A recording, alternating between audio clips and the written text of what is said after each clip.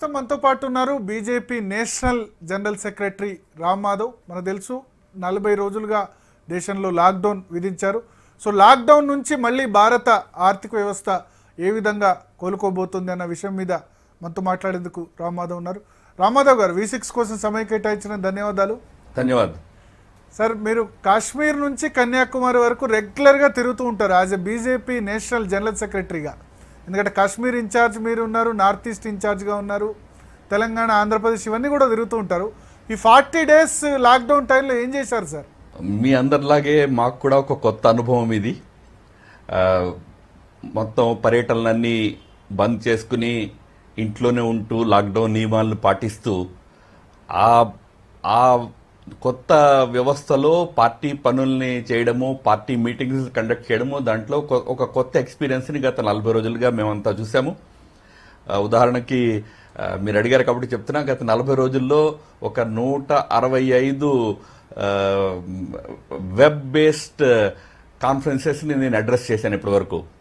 అంటే రోజు 4, 5, 3 ఆ విధంగా వెబ్ బేస్డ్ ఈవెంట్స్లో పాల్గొనడము, కొన్ని దగ్గరలో మా పార్టీ కార్యకర్తలను గైడ్ చేయడము, కొన్ని దగ్గరలో పబ్లిక్ని అడ్రస్ చేయడము, యూత్ని అడ్రస్ చేయడము, ఇంటలెక్చువల్ని అడ్రస్ చేయడము, అట్లా రకరకాల యాక్టివిటీస్ని ఆన్లైన్ చేయడాన్ని ఒకటి అలవాటు చేసుకున్నాము. బహుశా రాబోయే రోజుల్లో ఈ కరోనా వ్యాధి ముగిసిన తర్వాత కూడా కొంతకాలం వరకు పొలిటికల్ పార్టీలకి గతంలో లాగా ర్యాలీలు జరుపుకునేందుకు, బహిరంగ సభలు పెట్టుకునేందుకు అవకాశం ఉండకపోవచ్చు. ఆ పరిస్థితుల్లో ఈ కొత్త వ్యవస్థ మనకి బాగా ఉపయోగపడే అవకాశం ఉంది. దానికి తోడు నేను కొన్ని ఆన్లైన్ కోర్సెస్ ప్రెస్టీజియస్ యూనివర్సిటీస్ నుంచి 2 కోర్సులు పూర్తి చేసిన, మరో 2 కోర్సులు చేస్తూ ఉన్నా. చదువుకోవడానికి టైం దొరికింది, రాసుకోవడానికి టైం దొరికింది. ఓవరాల్ గా I kept my self busy.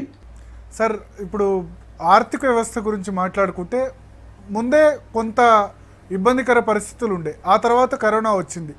Last 40 డేస్గా మొత్తం యాక్టివిటీస్ అన్నీ కూడా స్తంభించిపోయిన పరిస్థితి. సో ఎట్లా $5 ట్రిలియన్ ఎకానమీ చేస్తాము అని చెప్పి బడ్జెట్ స్పీచ్లో ఆర్థిక మంత్రి చెప్పారు. ఇప్పుడు ఆ సిచ్యువేషన్ ఉందా భారతదేశానికి? కరోనా హెల్త్ కేర్ ఛాలెంజ్ మనకి.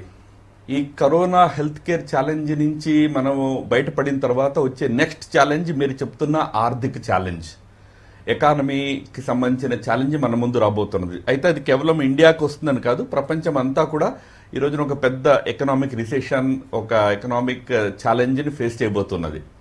భారతదేశానికి సంబంధించినంత వరకు IMF ప్రొజెక్షన్స్ని మీరు చూశారు, పేపర్స్లో చదివారు, టీవీలో మీరు కూడా చెప్పుంటారు. భారతదేశము దాదాపు 3% పాయింట్స్ జీడిపి గ్రోత్ రేట్ పడిపోతుంది, అయినప్పటికీ అరౌండ్ +2 జీడిపి ఉండే అవకాశం ఉన్నది అని చెప్పి IMF ప్రొజెక్షన్స్ చేసింది. 3% జీడిపి పడడం అంటే కూడా లక్షల సంఖ్యలో, కోట్ల సంఖ్యలో ఉద్యోగాలు పోయే అవకాశం ఉంటుంది. ఆర్థిక వ్యవస్థలన్నీ దెబ్బతింటాయి. చిన్న మధ్యతరగతి వ్యాపారాలు, చిన్న మధ్యతరగతి industry, small and medium industry చాలా సమస్యలు ఎదుర్కొంటాయి. ఇటువంటి ఒక పరిస్థితి తప్పనిసరిగా మన దేశం కూడా ఎదుర్కోబోతున్నది. ఎందుకంటే దీన్ని మసిపోసి మారేడికాయ చేసినందువల్ల ప్రయోజనం లేదు. అయితే ఎలాగైతే కరోనా లాంటి పెద్ద మహమ్మారి ఏదైతే సంపన్న దేశాలు, శక్తివంతమైన దేశాలు అనుకునేటటువంటి యూరోప్, అమెరికా లాంటి దేశాలనే ఇవాళ అతలాకుతలం చేసి వదిలిపెట్టిందో, ఆ మహమ్మారిని కూడా మనము మోదీ గారి నేతృత్వంలో చక్కగా దాన్ని మేనేజ్ చేయగలిగాము. ఎక్కువ నష్టపడకుండా బయటపడే స్థితిలో ఇవాళ మనమున్నాము. అదేవిధంగా ఇదే డిసిప్లిన్, ఇదే ఐకమత్యము, ఇదే కొద్దిపాటి పేషెన్స్ మనము గనక చూపించినట్లయితే ఈ ఆర్థిక సంకట పరిస్థితి నుంచి కూడా తొందరలోనే బయటపడేందుకు మనం ప్రభుత్వం నుంచి అన్ని తయారీలు చేస్తూ ఉన్నాము. అనేక కమిటీలు ఈ విషయంలో వర్క్ చేసి కరోనా తర్వాత ఎకానమీని ఎట్లా సేఫ్ ల్యాండ్ చేయాలి, అదేవిధంగా తొందరగా ఎకనామిక్ యాక్టివిటీ పికప్ కావడానికి ఏం చేయాలనే అనేక రకాలైనటువంటి సూచనల్ని కేంద్ర ప్రభుత్వానికి ఇచ్చి ఉన్నాయి. ఆ సూచనల ఆధారంగా రాబోయే రోజుల్లో అనేక ఇనిషియేటివ్స్ ప్రభుత్వం తీసుకోబోతున్నది. కరోనా విషయంలో గవర్నమెంట్ కొంచెం లేట్గా రెస్పాండ్ అయింది. విదేశాల నుంచి వచ్చే విమానాలని ఇంకొంత ముందుగానే దాన్ని ఆపాల్సి ఉండేది. పైగా చైనా నుంచి వచ్చిన వాళ్ళని మాత్రమే పూర్తి స్థాయిలో స్క్రీనింగ్ చేశారు, మిగతా వాళ్ళని చేయలేదు అన్న విమర్శ వస్తుంది ఒకటి. ఎప్పుడు ఈ నిర్ణయం చేసినా కూడా ఇలాంటి విమర్శలు చేసే వాళ్ళు ఎప్పుడు రెడీగా ఉంటారు. రేపొద్దున ఎప్పుడు ఈ కరోనా లాక్డౌన్ ఎత్తేసినా కూడా మళ్ళీ మీరు ఇదే విమర్శ వింటారు, ఎత్తేకుండా ఉండాల్సింది, ఇంకా ఉంచాల్సింది అని చెప్పి. చేసిన నిర్ణయం సరైనదా కాదా అనడానికి ఆ నిర్ణయం ద్వారా జరిగినటువంటి పరిణామాన్ని ఆధారం చేసుకుని మనం విశ్లేషణ చేయాలి. 40 రోజుల లాక్డౌన్ ఇవాళ మనం పూర్తి చేస్తున్నాం. భారతదేశంలో మొదటి కోవిడ్ పేషెంట్ 30 జనవరి నాడు ఐడెంటిఫై అయ్యారు కేరళలో, మీకు గుర్తు ఉండొచ్చు. ఆ రోజు నుంచి ఈ రోజు వరకు దాదాపుగా 85-90 రోజులు, దాదాపు 3 నెలలు పూర్తయినాయి. 3 నెలల్లో ఇండియాలో అరౌండ్ 25-26,000 కరోనా కేసెస్ ఉన్నాయి.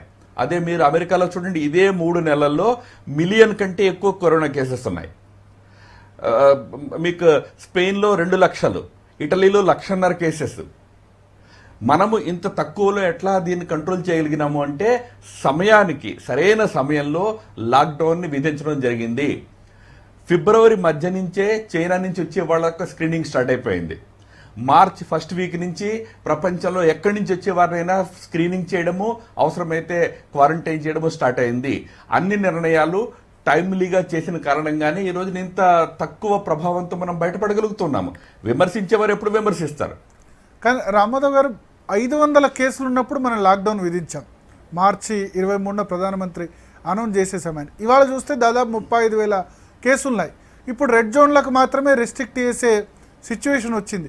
మరి ఎట్లా అంటే ఇప్పుడు 35,000 కేసులు వచ్చిన తర్వాత కూడా యాక్టివిటీస్ యాజ్ యూజువల్ కంటిన్యూ అవుతాయి. మనం కూడా మళ్ళీ అమెరికా లాంటి సిచ్యువేషన్కి వెళ్ళమని గ్యారంటీ ఏంటి? ఈ రోజున కేంద్ర ప్రభుత్వము రిలీజ్ చేసిన డేటా మీరు చూసుంటారు. మనము లాక్డౌన్ని 40 రోజులు పకడ్బందీగా అమలు చేసిన కారణంగా దేశంలో సగము జిల్లాలు, దాదాపుగా 300కి పైగా జిల్లాలు కంప్లీట్ గ్రీన్ జోన్లో ఉన్నాయి. Complete out of any cases ఇవాళ 300 జిల్లాలు ఉన్నాయి. మరొక 200 పైగా జిల్లాలు ఆరెంజ్ జోన్లో ఉన్నాయి. అంటే కొద్ది కేసులు ఉన్నాయి కానీ తొందరగానే ఆ జిల్లాలు కూడా బయటపడేటటువంటి స్థితిలో ఉన్నాయి.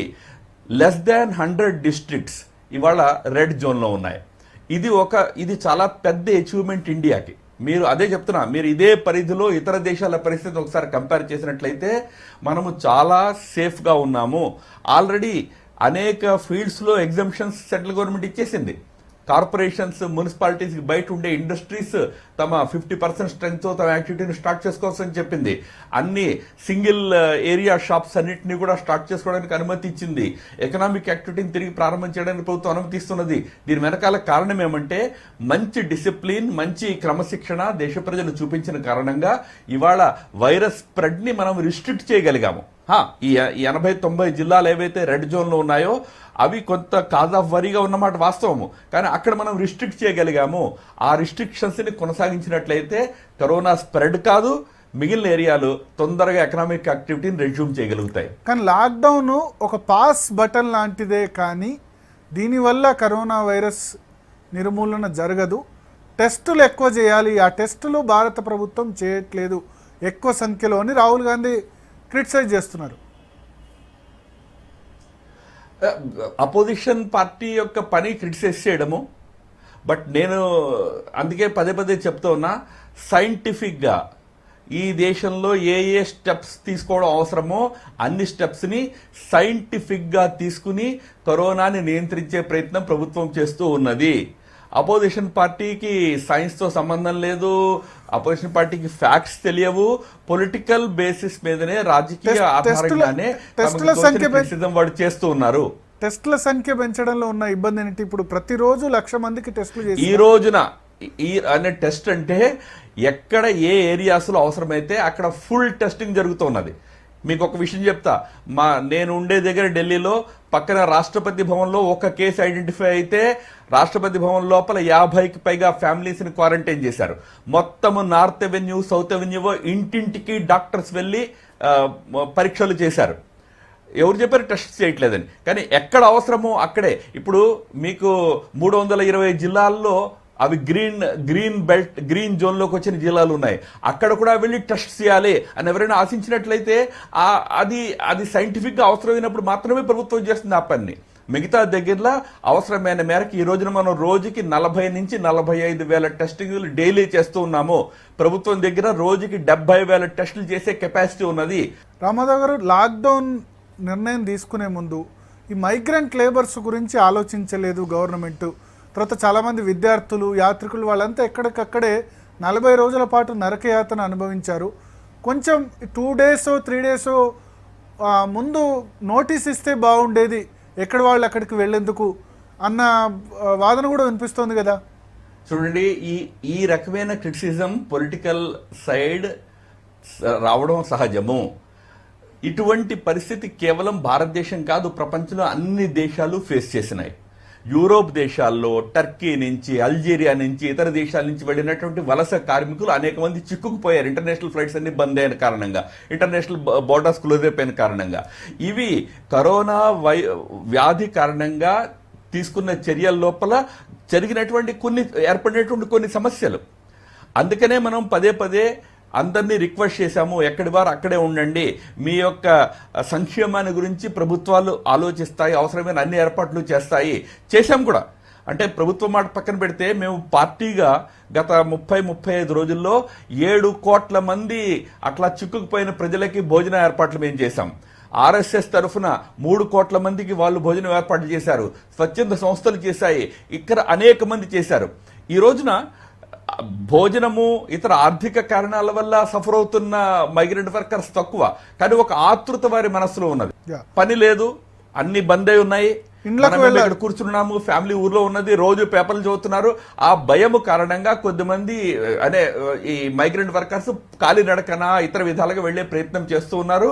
వారిని కూడా సురక్షితంగా వారి విలేజెస్ కి పంపించే ఏర్పాట్లను హోమ్ మినిస్ట్రీ చేస్తున్నది స్టేట్ గవర్నమెంట్ యొక్క సహకారంతో. ప్రతిపక్షాలు అదే పనిగా దాన్ని విమర్శించడం వల్ల ఉపయోగం లేదు. ప్రధానమంత్రి చేతులు జోడించి క్షమాపణ కోరారు. ఆ 4 గంటల వ్యవధిలో లాక్డౌన్ గనక అనౌన్స్ చేయకపోయి ఉన్నట్లయితే కరోనా ఒక్కసారిగా విస్ఫోటంగా మారుండేది ఈ దేశంలో. అప్పుడు అందరూ మళ్ళీ గవర్నమెంట్ బ్లేమ్ చేసేవారు, మీరు టైమ్లీగా క్లోజ్ చేయలేదని. ఇప్పుడు మీరు 1,70,000 కోట్ల రూపాయల ప్యాకేజీ ప్రకటించామని చెప్తున్నారు, కానీ దీనివల్ల పెద్దగా పేదలకు ఒనగూరిన ప్రయోజనం ఏదీ లేదు. ప్రతి కుటుంబానికి 7,500 రూపాయలు నెలకు చొప్పున ఇవ్వాలని కాంగ్రెస్ పార్టీ డిమాండ్ చేస్తుంది. 1,70,000 కోట్ల మొదటి విడత ఏదైతే ఆర్థిక ప్యాకేజీని ప్రభుత్వం ప్రకటించిందో దాని కారణంగా దేశంలో దాదాపు 40 కోట్ల మంది పేద కుటుంబాలకి రేషన్ ఇవ్వగలుగుతున్నాం. ఈ రోజున అన్ని రాష్ట్రాల్లోనూ పేద ప్రజలకి ఉచిత రేషన్ షాప్ ద్వారా లభిస్తున్నది. ఎవరిస్తున్నారు అనుకుంటున్నారు మీరు? అది తెలంగాణ ప్రభుత్వం ఇవ్వట్లే, కేంద్ర ప్రభుత్వం ఇచ్చినటువంటి ఆర్థిక సహకారంతో అన్ని రాష్ట్రాలు ఇవాళ ఆ పేద ప్రజల్ని ఉచితంగా రేషన్ ఇచ్చి ఆదుకుంటూ ఉన్నాయి. 30 కోట్ల మంది పేద మహిళల అకౌంట్లో ప్రతి నెల 500 రూపాయలు కేంద్ర ప్రభుత్వం పంపిస్తూ ఉన్నది. 6 కోట్ల మంది పేద కుటుంబాల వారికి ఫ్రీ సిలిండర్స్ 3 నెలల పాటు, ఒక విడత వెళ్ళిపోయింది, ఇంకొక 2 విడతలు మనం ఇవ్వబోతున్నాము. ఈ విధంగా మొదటి ప్యాకేజ్ వెల్ఫేర్ సెంట్రిక్ ప్యాకేజ్ మనం రిలీజ్ చేశాం. దానివల్ల పేద ప్రజలకి, నీడీ పీపుల్కి ఎంతో గొప్ప సహాయం లభించింది. దాన్ని మనం మర్చిపోకూడదు. అయితే ఇంకా ఇతర సెక్షన్స్ ఉన్నాయి, వాటికి కూడా సహాయం లభించవలసిన అవసరం ఉన్నది. దానికోసం ఇంకొక ప్యాకేజ్ వస్తున్నది. ప్రభుత్వంలో లేనప్పుడు మనము అనేక రకాల క్రిటిసిజం చేయొచ్చు. కన్స్ట్రక్టివ్ సజెషన్స్ అపోజిషన్ ఇచ్చినట్లయితే వాటిని కేంద్రం తీసుకోవడానికి సిద్ధంగా ఉన్నది. మోదీ గారు అన్ని పార్టీల నాయకులతో మాట్లాడారు, కాంగ్రెస్ లీడర్షిప్తో మాట్లాడారు, సీనియర్ లీడర్స్తో మాట్లాడారు. అన్ని రకాల సలహాలని ప్రభుత్వం తీసుకుంటున్నది. ఏ స్టెప్స్ తీసుకోవాలో అన్ని స్టెప్స్ ప్రభుత్వం తీసుకుంటుంది. దేశం ఇంతటి విపత్తులో ఉంటే కొత్త పార్లమెంటు, కొత్త సెక్రటేరియట్ కట్టడం అవసరమా అన్న వాదన సోనియా గాంధీ చేస్తున్నారు. లెటర్ కూడా రాశారు ప్రధానమంత్రికి. ఠీకే, ప్రతిపక్ష పార్టీలు వారి అభిప్రాయాలని కేంద్ర ప్రభుత్వానికి తెలియజేశారు. కేంద్ర ప్రభుత్వం దాని మీద యోగ్యమైన నిర్ణయం తీసుకుంటుంది. ఆ ప్రాజెక్ట్ ని ఏ విధంగా ముందుకు తీసుకెళ్లాలి, ఇతర రిలీఫ్ యాక్టివిటీస్ కి ఏమాత్రము ఇబ్బంది కలగకుండా ఉండే విధంగా ఆ ప్రాజెక్ట్ ఎట్లా ముందుకు తీసుకెళ్లాలనే విషయంలో ప్రభుత్వం ఉచితమైన నిర్ణయం తీసుకుంటుంది. ఇప్పుడు రామారావు గారు ప్రధానమంత్రితో వీడియో కాన్ఫరెన్స్లో చాలామంది ముఖ్యమంత్రులు డిమాండ్ చేశారు, రాష్ట్రాలకు చాలా విషయాల్లో వెసులుబాటు కల్పించాలి, రాష్ట్రాలకు కేంద్రం నిధులు దండిగా ఇవ్వాలి ఒకటి. రెండవది, రాష్ట్రాలకు సంబంధించిన ఫైనాన్షియల్ రిసోర్సెస్ దెబ్బతిన్నాయి కాబట్టి అప్పులు తీసుకునేందుకు ఇంకా ఎక్కువ అవకాశం కల్పించాలి. తర్వాత కేసీఆర్ కూడా ఒక సజెషన్ ఇచ్చారు, హెలికాప్టర్ మనీ ద్వారా కొత్తగా నోట్లు ముద్రించి మీరు ఇవ్వండి, లేకపోతే చాలా ఇబ్బందులు ఎదుర్కోవాల్సి వస్తుంది. ఒక్క రాష్ట్ర తెలంగాణ రాష్ట్రం సంబంధించిన ప్రజలే కాదు, అందరి ప్రజలు కూడా ఇబ్బందులు ఎదుర్కోవాల్సి వస్తుంది అని అంటారు. ఈ డిమాండ్ మీరు ఎందుకు పట్టించుకోవట్లేదు? పట్టించుకోకపోవడం అనే ప్రశ్నే లేదు. అన్ని ఈ విధమైన డిమాండ్స్ ని కేంద్ర ప్రభుత్వము సీరియస్ గా తీసుకుంటుంది. రాష్ట్ర ప్రభుత్వాలు తమకు ఈ కరోనా అండ్ కరోనా తర్వాత వచ్చేటటువంటి ఫాలోఅవుట్ ఛాలెంజెస్ వాటిని ఎదుర్కోవడానికి ఏ విధమైన సహాయ సహకారాలను కోరినప్పటికీ కేంద్ర ప్రభుత్వము శక్తి మేరకు అన్ని రాష్ట్ర ప్రభుత్వాలకి సహకరిస్తుంది. తెలంగాణ రాష్ట్ర ప్రభుత్వం కానివ్వండి, ఆంధ్రప్రదేశ్ ప్రభుత్వం కానివ్వండి, ఇతర ప్రభుత్వాలు కానివ్వండి, బీజేపీ ప్రభుత్వాలు కూడా చాలా ఉన్నాయి. ఈ కరోనా వైరస్ అన్ని రాష్ట్రాలు అన్ని రకాల ప్రభుత్వాలని కూడా దెబ్బతీసిన మాట మనందరికీ తెలుసు. సో రాష్ట్రాలకి అవసరమైన సహాయ సహకారాలను అందించడానికి కేంద్రం ఎప్పుడూ సిద్ధంగా ఉంటుంది. ఈ హెలికాప్టర్ మనీ ప్రతిపాదన మీద మీరు కూడా ఆర్థిక రంగం గురించి చాలా స్టడీ చేసి ఉన్నారు. హెలికాప్టర్ మనీ ప్రతిపాదన కరెక్టేనా? కేసీఆర్ ప్రపోజ్ చేసిన ఏదైతే ఉందో కొత్తగా నోట్లు ముద్రించి ఇవ్వడం. నేను ఇప్పుడు ఈ దశలో ఏది కరెక్ట్ కాదు అనే విషయంలో వ్యాఖ్యానించి తలుచుకోవాలి. ఎందుకంటే మేము కూడా ఎక్స్పర్ట్స్ గ్రూప్స్ని క్రియేట్ చేసి కేంద్ర ప్రభుత్వానికి అనేక ఇంపార్టెంట్ సలహాలు ఇచ్చున్నాము. ఫిస్కల్ డెఫిసిట్ విషయంలో ఏమాత్రం ఆలోచించకూడదు, ఉదారంగా ప్రజల చేతుల్లోకి డబ్బులు వెళ్ళేటట్టుగా వ్యవస్థలు చేయాలి. ప్రజల చేతుల్లో డబ్బులు ఉంటేనే, వాళ్ళు ఖర్చు పెడితేనే ఎకానమీ మళ్ళీ కిక్ స్టార్ట్ అవుతుంది. ఇటువంటి అనేక సలహాలు మేము కూడా ఇచ్చున్నాము. బట్ ఈ అన్నిటి మీద ఆలోచించి కూలంకషంగా సరైన సమయంలో సరైన నిర్ణయాన్ని కేంద్ర ప్రభుత్వం తీసుకుంటుంది. కాబట్టి ఇప్పటి నుంచే ప్రతి సలహాని మనము దాని మీద జడ్జిమెంటల్ అయిపోవాల్సిన అవసరం లేదు. ఠీక్ కేసీఆర్ ఆర్ తెలంగాణ ప్రభుత్వం కొన్ని సజెషన్స్ ఇచ్చింది, దాని మీద కేంద్ర ప్రభుత్వం ఆలోచిస్తుంది. ఇప్పుడు ప్రపంచవ్యాప్తంగా ఉన్న సిచ్యువేషన్ చూసుకుంటే చైనాకు సంబంధించిన విషయం మనం తీసుకుందాం. ఫస్ట్ మీరు నమ్ముతున్నారా చైనా ఉద్దేశపూర్వకంగానే చైనా నుంచి కరోనా వైరస్, అమెరికా ఆరోపించినట్టుగా చైనా నుంచి కరోనా వైరస్ వచ్చింది, వాళ్ళు ఇంటెన్షనల్గా దీన్ని ల్యాబ్ నుంచి లీక్ చేశారని? ఇక్కడ మీరు విదేశాంగ విధానం కూడా చాలా స్టడీ చేశారు కాబట్టి ఈ క్వశ్చన్ అడుగుతున్నాను. కరోనా వైరస్ యొక్క ప్రారంభం ఎక్కడ జరిగింది, ఎక్కడి నుంచి ఈ వైరస్ స్ప్రెడ్ అయింది అనే విషయంలో అనేక ఊహాగానాలే ప్రస్తుతం జరుగుతున్నాయి. దాని రూట్ వరకు వెళ్ళడానికి ఇంకా మనకి పూర్తి ఎవిడెన్స్ రానంత వరకు దాని మీద మాట్లాడడం ప్రీమెచ్యూర్ అవుతుంది. అయితే ఒక మాట మాత్రం వాస్తవము, చైనా సరైన సమయంలో ప్రపంచాన్ని గనక అలర్ట్ చేస్తున్నట్లయితే, చైనా సరిహద్దుల్ని దాటి ఆ వ్యాధి ఇతర దేశాలకు వెళ్లకుండా నియంత్రించే సమయంలో, సరైన సమయంలో నియంత్రించి ఉన్నట్లయితే బహుశా ఏదైతే ఈరోజు ప్రపంచం ఏ స్థితిని ఎదుర్కొంటున్నదో ఆ స్థితి నుంచి ప్రపంచాన్ని మనం కాపాడగలిగి ఉండేవాళ్ళం తప్పనిసరిగా. మీకు ఒకే ఉదాహరణ చెప్తా. ఫిబ్రవరి 11, 12 తేదీల్లో government of India ministers task ఫోర్స్ని ఏర్పాటు చేసి ఈ కరోనా భారతదేశంలోకి రాకుండా ఎలా నియంత్రించాలనే చర్చల్ని ప్రారంభిస్తున్న వేళ వరల్డ్ హెల్త్ ఆర్గనైజేషన్ ప్రపంచానికి ఏం చెప్తోందంటే ఈ కరోనా అసలు మనిషి నుంచి మనిషికి సంక్రమించదు, it's not a contagious disease అని చెప్తున్నది. అంటే ఫిబ్రవరి మధ్యలో కూడా ప్రపంచాన్ని మిస్లీడ్ చేశారు. అందుకే ఫిబ్రవరి ఎండ్లో కూడా డొనాల్డ్ ట్రంప్ అమెరికాలో అందరికీ ఏం చెప్తున్నాడంటే అమెరికాకి ఏం ప్రమాదం లేదు, WHO చెప్పింది ఇది కంటేజియస్సే కాదు అని చెప్పి అంటే ప్రపంచాన్ని భ్రమలో ఉంచిన ఒక ఆరోపణ చైనా మీద ఉన్నది. చైనా నాయకత్వము సరిగ్గా ప్రపంచాన్ని అలర్ట్ చేయలేదు, సరైన సమయంలో నిర్లక్ష్యత వ్యవహరించింది అనే ఆరోపణ ఉన్నది. అంటే WHO మీద ట్రంప్ చేసిన విమర్శలతో మీరు ఏకీభవిస్తున్నారు? WHO తగిన సమయాల్లో అనే వేర్వేరు సమయాల్లో తీసుకున్న స్టాండ్ భారతదేశానికి కూడా పెద్ద హెల్ప్ఫుల్గా లేదు. అయితే ఈ రోజున ఆ విషయాలను చర్చించడానికి సమయం కాదు ఇది. ఆ విషయాలు చర్చించడానికి సమయం వచ్చినప్పుడు తప్పనిసరిగా భారతదేశ నేతృత్వము ఆ అన్ని విషయాలను సరైన వేదిక మీద చర్చిస్తుంది. కేవలం మీడియాలో చర్చ కాదు, ఇంటర్నేషనల్ ఫోరమ్స్ మీద మనం చర్చించాలి. ఇన్స్టిట్యూషన్స్ ఏవైతే ప్రపంచపు సంక్షేమం కోసం నిర్మాణమై ఉన్నాయో, యునైటెడ్ నేషన్స్ కానివ్వండి, యునైటెడ్ నేషన్స్ సెక్యూరిటీ కౌన్సిల్ కానివ్వండి, వరల్డ్ హెల్త్ ఆర్గనైజేషన్స్ కానివ్వండి, అవి తమ కర్తవ్య పాలనలో ఎంత సక్రమంగా పనిచేస్తున్నాయి, ఎంత సఫలం అవుతున్నాయి అనే దాన్ని ఎప్పటికప్పుడు మనం అసెస్ చేసుకోవాల్సిన అవసరం ఉన్నది. ఇది ఒక పెద్ద అవకాశం మనకి ఆ అసెస్మెంట్ చేయడానికి. రామారావు గారు, కరోనా వైరస్ కారణంగా నిజంగానే చైనా నుంచి ఇండస్ట్రీస్ భారత్కు తరలి వచ్చే అవకాశం ఉందా?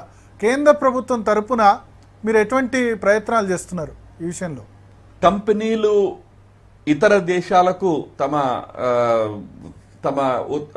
ప్రొడక్షన్ యూనిట్స్ని షిఫ్ట్ చేయాలని ఆలోచన చేసే పరిస్థితి కనుక వచ్చినట్లయితే రాబోయే రోజుల్లో ఆ కంపెనీస్ని భారతదేశానికి అట్రాక్ట్ చేయడానికి కూడా తప్పనిసరిగా భారత ప్రభుత్వం పథకాలను సిద్ధం చేస్తున్నది. ఒక విషయం మీరు గుర్తుపెట్టుకోండి, భవిష్యత్తు ఏ విధంగా ఉండబోతున్నది, భవిష్యత్తు ప్రపంచ దిశ ఏ విధంగా ఉండబోతున్నది అనే దాని మీద ఇవన్నీ ఆధారపడి ఉంటాయి. రాబోయే రోజుల్లో నా వ్యక్తిగతమైన అసెస్మెంట్ ప్రకారము ప్రపంచ వ్యవస్థల్లో ఎజెండా మారబోతున్నది. ఈ మ్యానుఫ్యాక్చరింగ్ ఇండస్ట్రీలు ఇవి ఎజెండా కాబోట్లే. Next agenda will be climate change. Okay. Next agenda will be health care, pharmaceutical, hospitals, health care. ఇది పెద్ద ఎజెండా ఐటమ్ కాబోతున్నది ప్రపంచంలో. అదేవిధంగా ఆర్టిఫిషియల్ ఇంటెలిజెన్స్ లాంటి high technology areas, frontier technology areas agenda items కాబోతున్నాయి. ఈ అన్ని ఏరియాస్లో ఇండియా ఎంతో ప్రగతి సాధించున్నది. కాబట్టి కంపెనీలు, ఈ ఏరియాస్కి సంబంధించిన కంపెనీలు ఇండియాకు వచ్చినట్లయితే స్కిల్డ్ మ్యాన్ పవర్ రెడీగా ఉన్నది, ఇక్కడ నాలెడ్జ్ బేస్ ఉన్నది, మ్యాన్ పవర్ బేస్ ఉన్నది. గవర్నమెంట్ కొద్దిగా వ్యవస్థల్ని ట్వీక్ చేసి ఇన్వెస్టర్ ఫ్రెండ్లీగా వ్యవస్థల్ని మార్చగలిగినట్లయితే తప్పనిసరిగా ఇండియా అనేక కంపెనీలను ఆకర్షించగలుగుతుంది. ఆల్రెడీ మీ తెలంగాణ కానివ్వండి, ఉదాహరణకి హైదరాబాద్ ఆల్రెడీ కరోనాకి ముందు అనేక రకాల మంచి మంచి ఇన్వెస్ట్మెంట్స్ని ఆకర్షించే కేంద్రంగా మారింది. కాబట్టి మన దగ్గర ఆ క్షమత ఉన్నది, ఆ సామర్థ్యం ఉన్నది. రాబోయే రోజుల్లో పరిస్థితికి అనుకూలంగా వాటిని ఆకర్షించే ప్రయత్నం చేస్తాం. రామారావు గారు, లాక్డౌన్ కారణంగా ఇప్పటికే చాలామంది ఉద్యోగాలు కోల్పోయారు, చాలామంది జీతాల్లో కోత పెట్టారు. ప్రధానమంత్రి ఒకటి రిక్వెస్ట్ చేశారు, లాక్డౌన్ అనౌన్స్ చేసినప్పుడు మీరు ఎవరు కూడా జీతాల్లో కోత పెట్టకండి. కానీ కేంద్ర ప్రభుత్వమే ఉద్యోగుల డిఏను కట్ చేయాల్సిన సిచ్యువేషన్. ఇక ప్రైవేట్ సంస్థలు దాన్ని ఎందుకు పాటిస్తాయి? మీరే కేంద్ర ప్రభుత్వమే ప్రభుత్వ ఉద్యోగుల డిఏను నిలిపేసినప్పుడు ప్రైవేట్ కంపెనీలు వాళ్లకున్న ఆర్థిక ఇబ్బందుల దృష్ట్యా ప్రభుత్వ ఇచ్చిన ఆదేశాన్ని ఎట్లా పాటిస్తాయి అనుకుంటున్నారు? టీఏడిఏలు శాలరీకి అదనంగా ఉండేటటువంటి విషయాలు, శాలరీస్ని తప్పనిసరిగా మనం కంటిన్యూ చేయాలి అని అన్ని కేంద్ర ప్రభుత్వ ఏజెన్సీలు, రాష్ట్ర ప్రభుత్వాలు, ప్రైవేట్ సంస్థలు అన్నిటినీ ప్రధానమంత్రి గారు కోరడం వెనకాల ఒక ముఖ్యమైన ఆర్థిక కారణం కూడా ఉన్నది. ఒకటి మానవీయ కారణం. ఎందుకంటే ఇటువంటి కష్ట సమయంలో ప్రజలకి ఆర్థిక పరమైన సమస్యలు ఏర్పడకూడదు.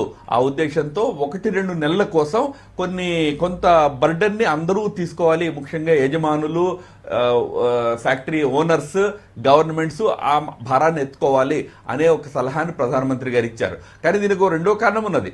ప్రజల చేతుల్లో డబ్బులు లేకపోతే, ఖర్చు ప్రజలు పెట్టకపోతే, డిమాండ్ నిర్మాణం కాకపోతే ఇండస్ట్రీలు ఎప్పటికీ స్టార్టే కావు. కాబట్టి మనం డిమాండ్ క్రియేట్ చేయాలంటే ప్రజల చేతుల్లో, పబ్లిక్ చేతుల్లో ధనం ఉండాలి. కనుక శాలరీస్ లాంటి వాటిల్ని ఆపవద్దు అని రెండో భాగము. ఒకటి మానవీయ భాగము, రెండోది ఆర్థిక భాగము. కాబట్టి ఈ 2 కారణాల వల్ల ప్రభుత్వము, అన్ని సంస్థలు అంటే ప్రభుత్వ ఏజెన్సీస్ ప్లస్ ఫ్యాక్టరీస్, ఇండస్ట్రీస్ అందరినీ కోరడం జరిగింది. ఇప్పుడు నేను ఒక ఫౌండేషన్ రన్ చేస్తాను. మా ఫౌండేషన్లో అందరికీ మేము 2 నెలలుగా శాలరీ యథావిధిగా ఇస్తూ ఉన్నాం. ఓకే. కష్టమైనప్పటికీ కూడా. నిరుద్యోగిత ఇంతకు ముందే, కరోనా వైరస్ కంటే ముందే పీక్ లెవెల్లో ఉంది. ఇప్పుడు కొత్తగా ఉద్యోగాలు కోల్పోకుండా, సరే ఈ 2 నెలల్లో కూడా చాలామంది కోల్పోయారు, ఎటువంటి చర్యలు తీసుకోబోతుంది కేంద్ర ప్రభుత్వం? చాలా పెద్ద ఎత్తున ఒక విషయం మీకు తెలిసే ఉంటుంది. భారతదేశంలో అగ్రికల్చర్ మీద దాదాపు 40-45% ప్రజలు డిపెండ్ అయి ఉంటారు.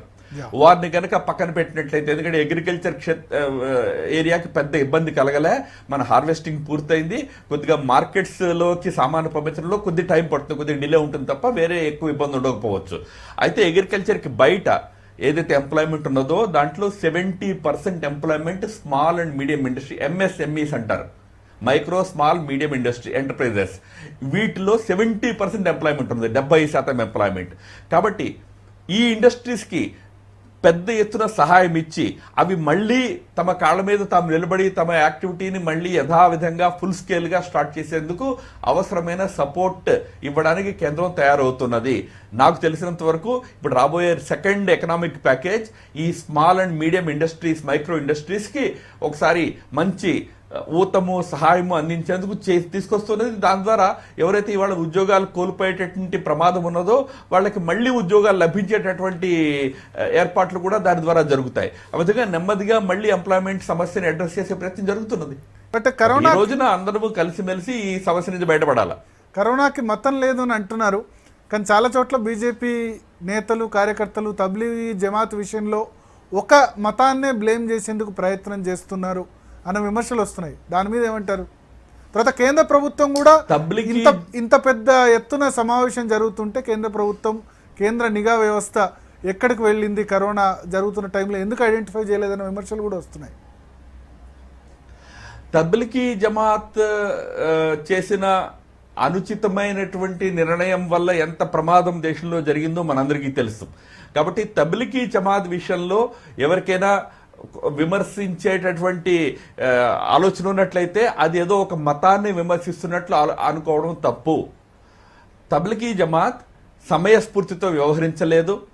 ఇప్పుడు తబ్లిగీ జమాత్ తమ సమావేశాలను పెట్టుకుంటున్న సమయంలోనే మన హోలీ పండుగ వచ్చింది.